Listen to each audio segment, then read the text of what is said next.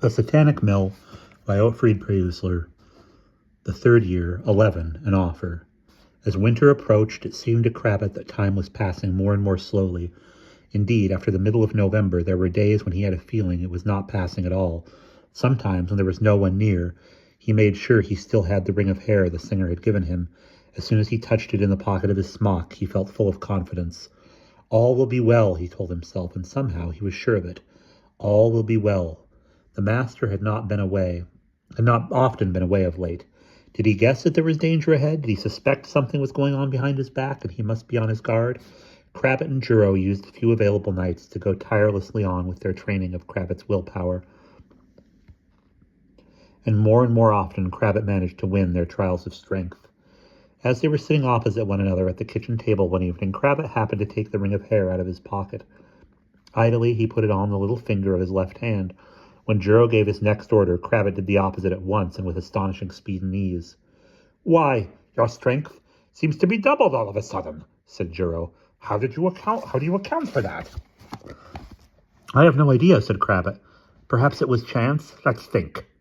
Juro looked searchingly at him. "There must be something that helped you." "But what?" Crabbit wondered. "It could hardly have been the ring." "What ring?" asked Juro. "This ring of hair. She gave it to me on the Sunday of the fair. I put it on just now. But what could the ring have to do with it?" "Don't say that," Juro said. "We'll try it, and then we'll know." They tried the ring, and soon found out there could be no doubt about it. When Crabbit put it on his finger, he could master Juro's will easily, and when he took it off, everything was the same as usual. "That's quite clear," said Juro, "with the help of that ring." "Oh, that's quite clear," said Juro, "with the help of that ring. You're sure to beat the master." "I can't understand it," said Crabbit. "Do you think she can work magic herself?" "Not the way we work magic," said Juro. "There's a kind of magic that must be learned with toil and difficulty, line by line, spell by spell. The magic of the book of necromancy. And then there's another kind that springs from the depths of the heart, from caring for someone and loving him. It's hard to understand, I know, but you had better trust that magic, Crabbit." The next morning, when Hanzo woke the miller's men, and they went out to the pump, they saw that it had snowed overnight. The world around was all white, and once again the sight of the snow filled them with dread. Now Crabbit knew why. Indeed, there was only one person in the mill who could not understand it, and that was Lobosh, who had not grown so very much larger since he came to the mill, yet was now a lad nearly 17 years old instead of a boy of 14. One morning, when Lobosh threw a snowball at Andrush at play, Andrush flew at him and Crabbit stepped in to stop the fight. Lobosh asked him what in heaven's name was the matter with them all. "They are afraid," said Crabbit, shrugging his shoulders. "Afraid?" said Lobosh. "Afraid of what?" Crabbit avoided a direct answer. "Be thankful that you don't yet know," he said. "You'll learn soon enough." "What about you?" inquired Lobosh. "You're not afraid, are you, Crabbit?" "More than you guess," said Crabbit. "Not for myself alone." It was the week before Christmas when the good man drove up to the mill in the fen, and the men ran out to unload their sacks. The stranger did not stay on the box as usual. On this night of the new moon, he climbed down from the cart and went indoors with the master. He walked with a limp, and they saw the feather in his hat flicker behind the window pane like fire burning in the room. Hanzo had torches fetched, and the men unloaded the sacks from the cart in silence and carried them to the grinding room. They tipped whatever was in them into the hopper above the dead stones, let the meal they had ground run into the empty sacks, and loaded them back on the cart. At dawn, the stranger came back to his cart alone and climbed up on the box.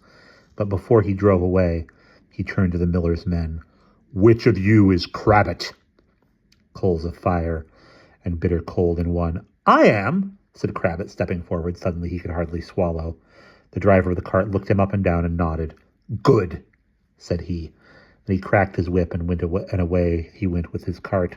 The miller shut himself up in the black room for 3 days and 3 nights. On the evening of the 4th day, the day before the Christmas season began, he summoned Crabbit. "I have something to say to you," he said, "and I don't suppose it will come as much of a surprise. You are still free to choose, for me or against me."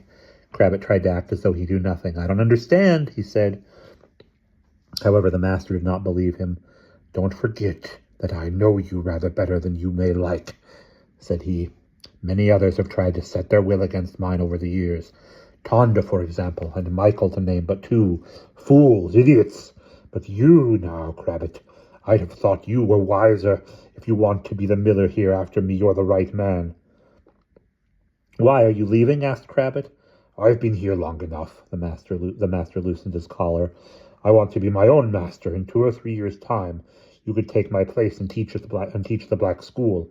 If you agree to that, I will give you all I leave behind, including the book of necromancy." "And what will you do?" asked Crabbit.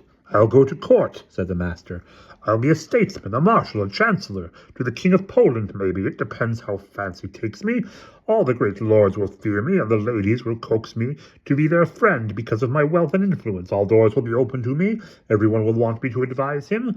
As for those who dare defy me, I'll crush them underfoot, for I can work magic, and believe me, Crabbit, I know how to make use of my power." He had worked himself up into a frenzy, his one eye burning, and the blood had risen to his face. "You can do the same," he went on calmer now. "You can be master of this mill for 12 or 15 years, and then you can choose a successor from among your journeymen. Give him all that belongs here, and you will be free to live a life of glory and renown." Crabbit tried to keep a clear head, forcing himself to remember Tonda and Michael. He had sworn to avenge them, Tonda and Michael and the others, buried out on the waste ground, not forgetting Vorshula and Merton, who might still be alive, with his wry neck, but what kind of a life was that? He challenged the master. "Tonda is dead, and Michael is dead too. Who's to say that I'm not to be the next?" "I give you my word," the miller held out his left hand. "My solemn word on it. The word, and the word of the good man too. He has explicitly given me leave to promise you that." Crabbit did not take the offered hand. "If it's not me," he asked, "will it be someone else?" The master moved his hand as though to wipe something off the table. "It will always be someone," he said, "but from now on, we could get together to decide who it is to be. Someone who wouldn't be missed. Let's say Leishko, for example." "I don't like Leishko," said Crabbit, "but he is one of my fellow journeymen. And am I to be guilty of his death, or partly guilty? But I don't see much difference." "No, Miller, you will never get me to consent to that." He had leaped to his feet and now shouted at the master, loathing in his voice. "Make whoever you like your successor here. I'll have no part of it. I'm going."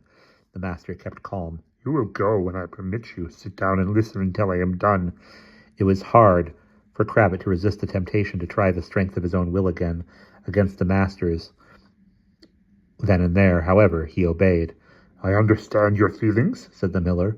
"You're confused and surprised by my suggestion, so I'm giving you time to think it over at your leisure." "Why?" asked Crabbit. "I'll still say no."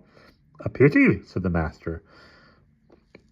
The master looked at Crabbit, shaking his head. "For if you refuse my offer, you will have to die. You know there is a coffin standing ready in the shed." "Ah, but whose coffin?" said Crabbit. "That we have yet to see." The master did not move a muscle. "Do you know what it would mean if things turned out as you seem to hope they will?" "Yes," said Crabbit. "I could work no more magic." "Well," said the master, "would you be content for that to happen?" He seemed to be thinking for a moment, and then leaned back in his chair. "Well," said he, "I'll give you 8 days' grace. In that time, you'll have a chance to learn what life is like when you can work no more magic. I'll take care of that. All you've learned from me over the years, from this moment it will be gone, forgotten. And when the week is up, on the day before New Year's Eve, I'll ask you for the last time whether you want to take my place. Then we'll see if your answer is still the same." And that is the end of chapter 11.